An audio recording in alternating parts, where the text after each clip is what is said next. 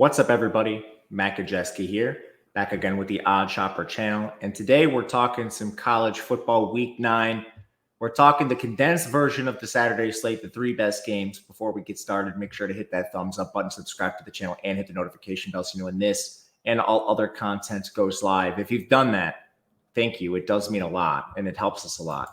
We're also brought to you by Bet365. They have a deal for those of you in Kentucky, Ohio, New Jersey, Virginia, Iowa, Colorado, Louisiana, Indiana, Arizona, North Carolina, and Pennsylvania.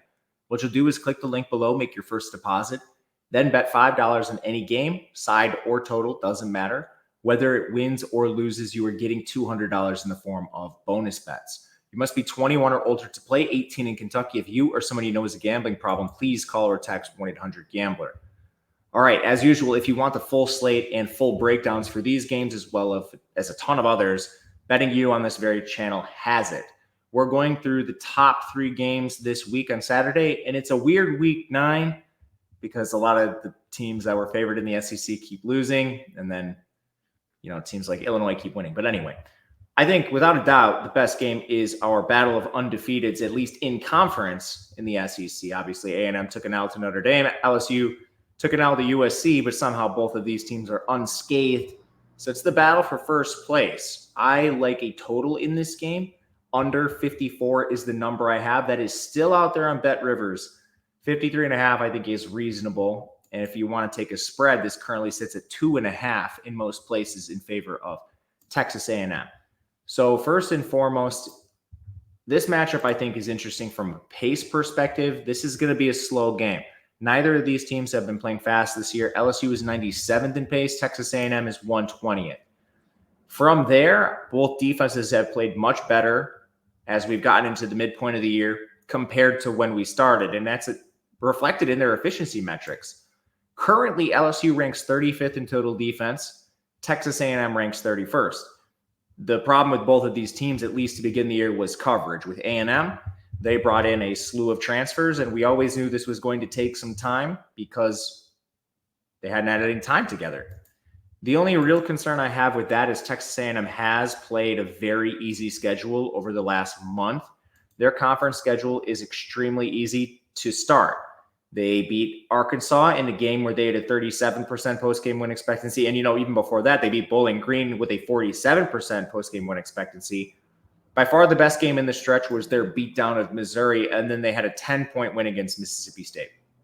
But in all of those games, they held opponents to under 25 points, Mississippi State being the highest output in that game. LSU has been very good over the last 2 games, and that's been against Ole Miss and Arkansas, which are 2 decent data points, especially Ole Miss. They held Jackson Dart in check, which I think is the best data point you could possibly have on their schedule, 6.8 yards per attempt. And then Taylon Green to 7.7. It is what it is. He's an explosive player, but a limited one. Even without Harold Perkins, without Jacoby Gulleroy, and Greg Penn getting hurt in the game, they've been just fine. One player they returned from a concussion earlier this season, and he had a season-ending injury last year, was Zy Alexander. He has been a huge boost to the secondary, basically an eraser for the opposing team's best player, at least a usable asset you can deploy across the formation. And this is also a new defense. Blake Baker was taking over, the former Missouri DC. They've gotten things on track, and they have decent data points to back it up. It's not like this team has been playing Bowling Green or whoever else. So between the pace, between the improved defensive play, under 54 is a go for me. Our second game, this is absolutely wild. I'm going to bring you over to the point spread for this one. I think it's got to be Navy taking on Notre Dame. We have undefeated Navy putting that record on the line against Notre Dame. It's a 13-point spread, and the total in this game is sitting at a pretty reasonable 52 points right now. This has come down of late. It was sitting at 53, I believe, the other day. But this is a very weak schedule for Navy. There is absolutely no way around this. This team has played Memphis, which is by far the best data point we have on them, and they smashed Memphis. So I have to give them some credit here. Navy was at 10.7 yards per play. Memphis was at 6.9. This was a beatdown. It was a shootout. Memphis did crawl back into the game, but Navy ends up scoring 56 and winning 56-44. This is an awesome win. However, They have not faced another team in the top 110 of rankings. Temple, UAB, Air Force, and Charlotte, as well as FCS Bucknell. This schedule is like bottom 10 in the entire country outside of Memphis. Rivals teams like Liberty. Notre Dame has played a schedule that is far more difficult. Texas A&M, Northern Illinois, the L they took there it's laughable. But Purdue, Miami, Ohio, Louisville, Stanford, Georgia Tech. I mean, every single team on the schedule would be the second best team that Navy's faced all year. And a lot of them would be the first best, like A&M, Louisville, and maybe even a full-strength Georgia Tech would be the best team Navy has played all year. So it's just a vast difference in level of competition. You can't really say anything bad about anything Navy's done. They've been shockingly good on defense. Their offense is executing the option to perfection. Multiple players are over 5 yards per carry, including their quarterback. They're so deep. Their pass blocking's been fine when they do throw the ball. And then Horvath has been able to deliver it to players. Usually there's a weakness in one of these links for the triple option teams, but there's not this year. And they've thrown it 72 times. Sample size is even pretty good. They're 10th in run blocking. The offense is humming.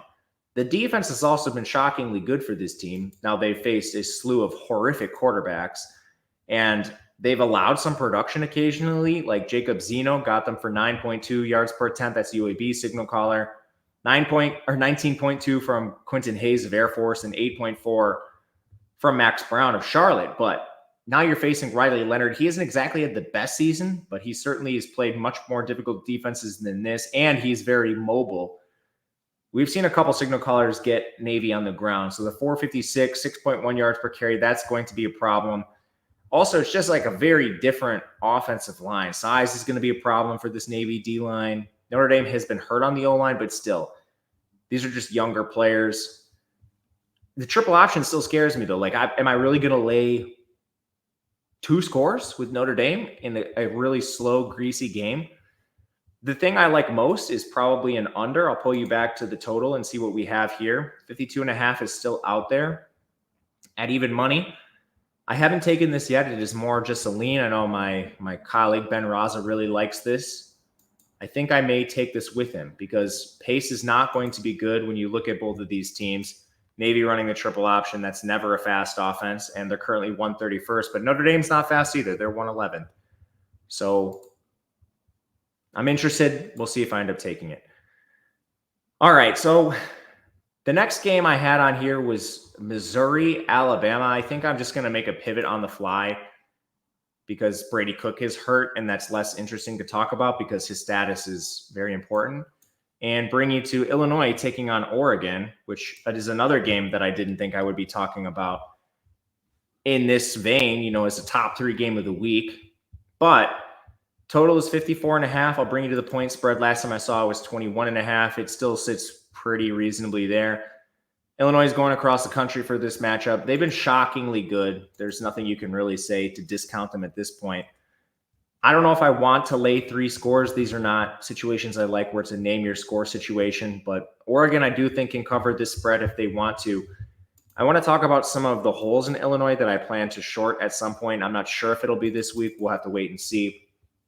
But their offensive line has been a problem this year. They're 103rd in pass blocking, 83rd in run blocking, which is amazing because they've been able to overcome this.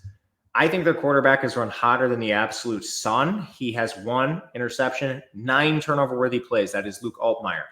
Just a very, very unsustainable conversion rate between the turnover-worthy plays, 2 interceptions. It's basically non-existent.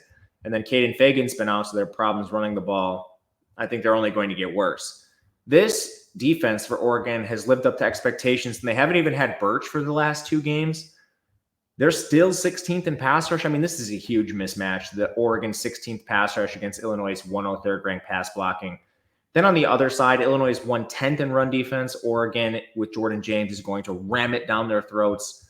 And you should have Oregon at full strength at receiver. Holden missed the last game because of suspension. It didn't matter. Gary Bryant and Tez Johnson still, or excuse me, not Gary Bryant. Evan Stewart and Tez Johnson still absolutely balled out for that team.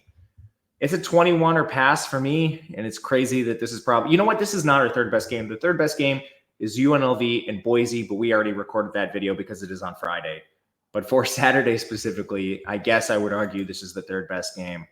and I would have to play Oregon or pass. But for me, LSU, Texas A&M under 54. I lean in Notre Dame, and then I'm probably going to play that under 52.5.